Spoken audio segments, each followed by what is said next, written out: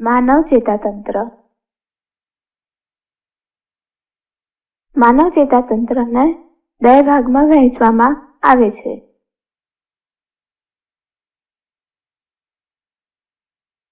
આ બે ભાગ છે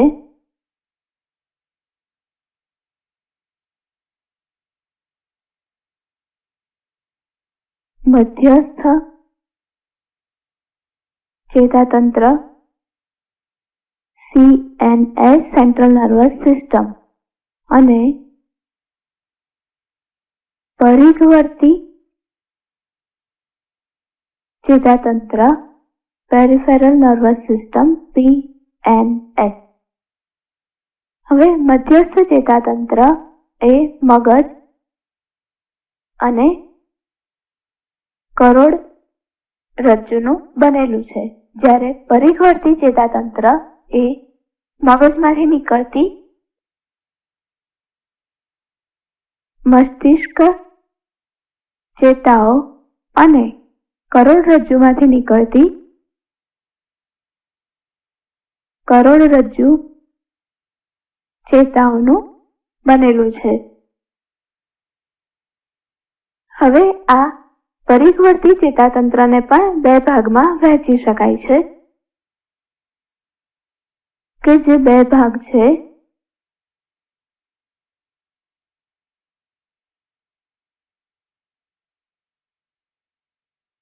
દૈહિક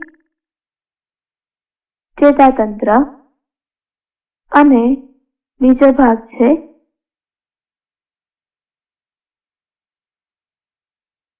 સ્વયંવર્તી ચેતાતંત્ર. સૌથી પહેલા જોઈએ દૈહિક ચેતાતંત્ર. તો દૈહિક ચેતાતંત્રમાં ઉર્મી વેગનું વહન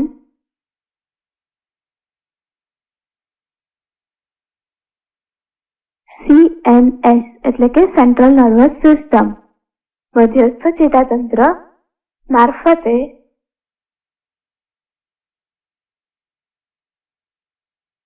કંકાલ સ્નાયુઓમાં અથવા તો કંકાલ સ્નાયુઓ તરફ થાય છે.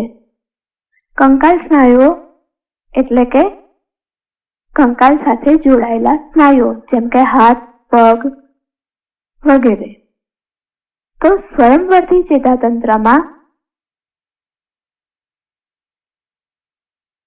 ઉર્મી વેગનું વહન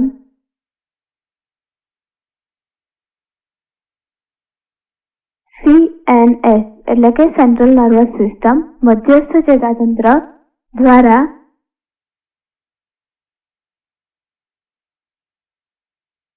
અનિચ્છાવર્તી અંગો અને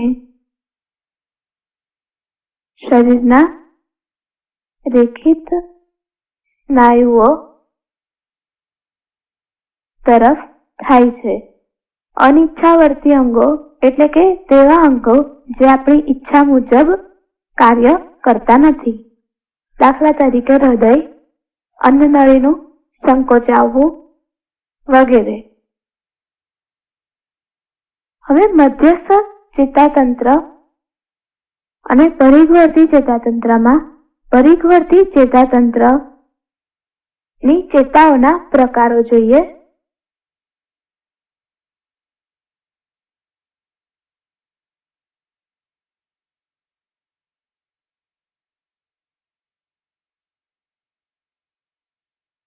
ચેતાઓના પ્રકાર. આ ચેતાઓ PNS એટલે કે પેરિફેરલ નર્વસ સિસ્ટમ પરિઘવર્તી ચેતાતંત્રની ચેતાઓના પ્રકાર જોઈએ તો એમાં પહેલો પ્રકાર છે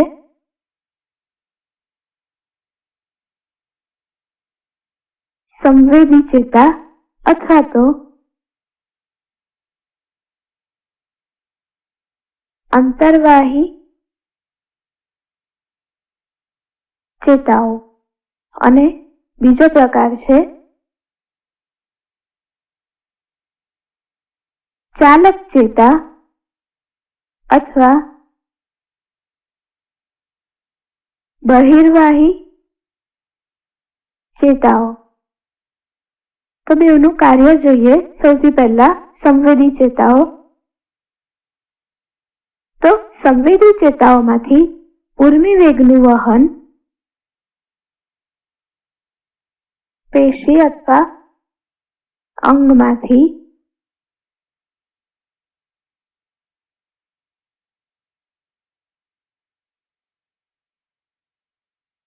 મધ્યસ્થ ચેતાતંત્ર એટલે CNS સેન્ટ્રલ નર્વસ સિસ્ટમ તરફ થાય છે. તેને સંવેદી અથવા તો અંતર્વાહી ચેતા કહે છે. જ્યારે ચાલક ચેતા અથવા બહિર્વાહી ચેતાઓમાં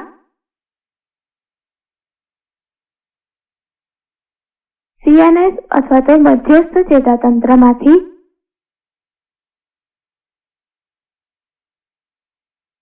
ઉર્મી વેગનું વહન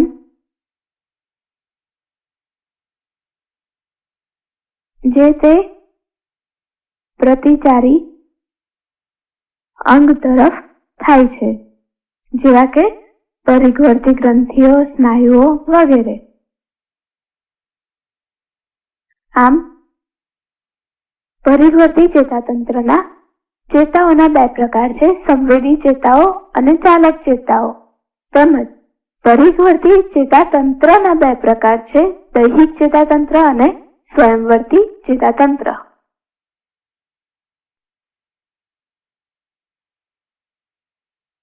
મધ્યસ્થ ચેતાતંત્ર એટલે કે સેન્ટ્રલ નર્વસ સિસ્ટમ CNS. અગાઉ જોયું તેમ મધ્યસ્થ ચેતાતંત્રમાં મગજ અને કરોડરજ્જુનો સમાવેશ થાય છે. હવે આ મધ્યસ્થ ચેતાતંત્રના 3 આવરણો હોય છે કે જેને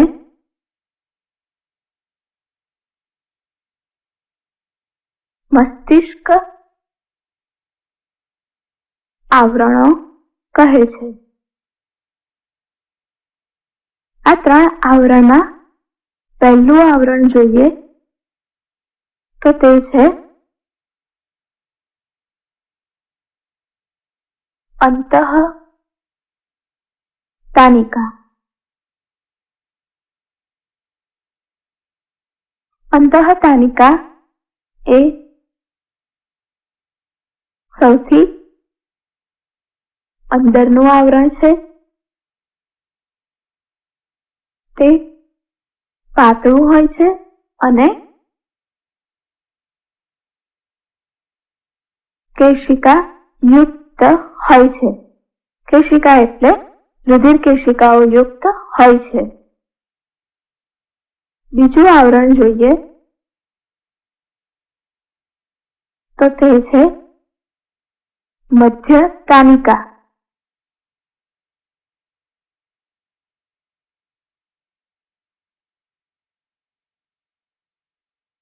તો આ મધ્યતાનિકા એ મધ્યમાં આવેલું છે, એટલે કે અંતઃતાનિકાની ઉપર આવેલું છે. આ મધ્યતાનિકા આવરણ એ પાતળું હોય છે, પારદર્શક હોય છે, પરંતુ મધ્યતાનિકામાં કેશિકાઓનો અભાવ હોય છે અથવા તો કેશિકાઓ આવેલી હોતી નથી. હવે ત્રીજું આવરણ જોઈએ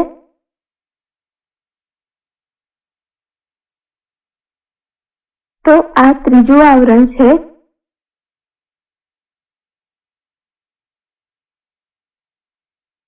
બાહ્યતાનિકા.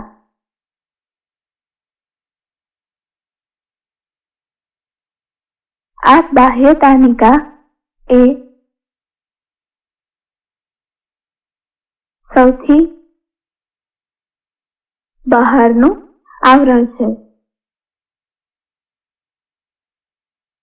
આ આવરણ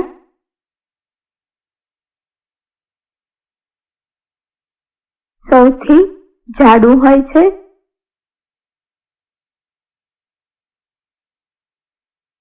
મજબૂત હોય છે અને મગજની ફરતે આવેલું હોય છે.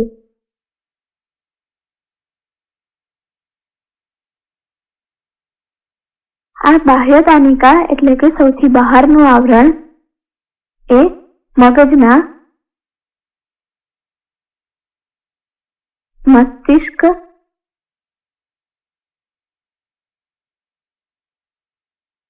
અસ્થિઓ સાથે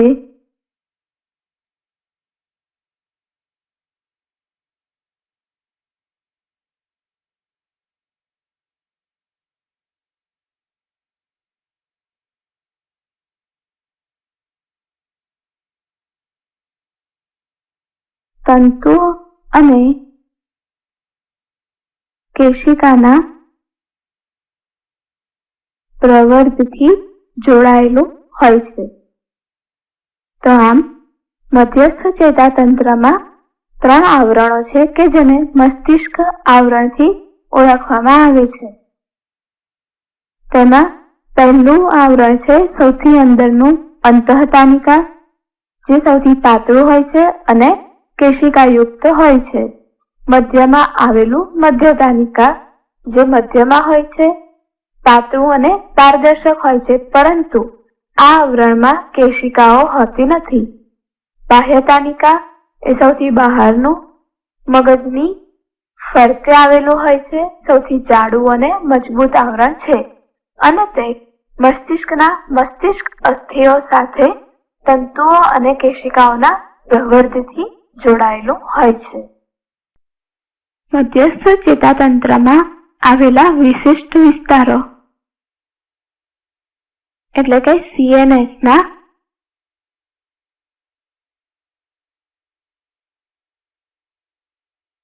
વિશિષ્ટ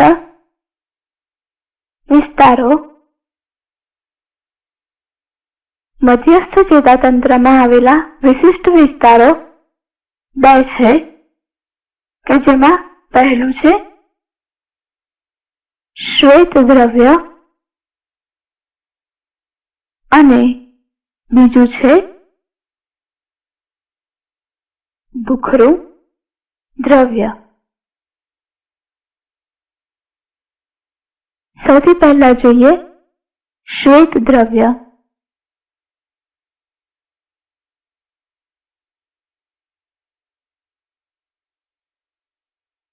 તો શ્વેત દ્રવ્ય એ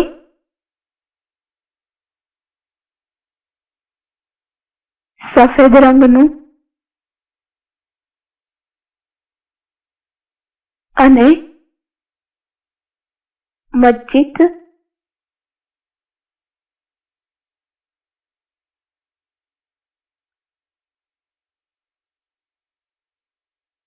ચેતાતંતુઓનું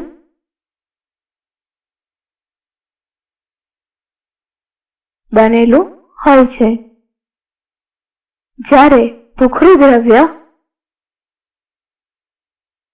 એ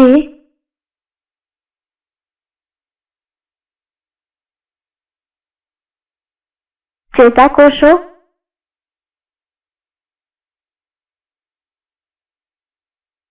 અને ચેતાકોષોની સાથે સાથે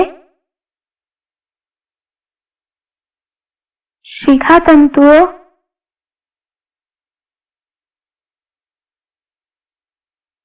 અને ચેતાક્ષનું બનેલું હોય છે. તો શ્વેત દ્રવ્ય એ સફેદ રંગનું હોય છે અને તેમાં ફક્ત મજ્જિત ચેતાતંતુઓ જ આવેલા હોય છે, જ્યારે ભૂખરું દ્રવ્ય એ ચેતાકોષો, શિખાતંતુ અને ચેતાક્ષનું બનેલું હોય છે.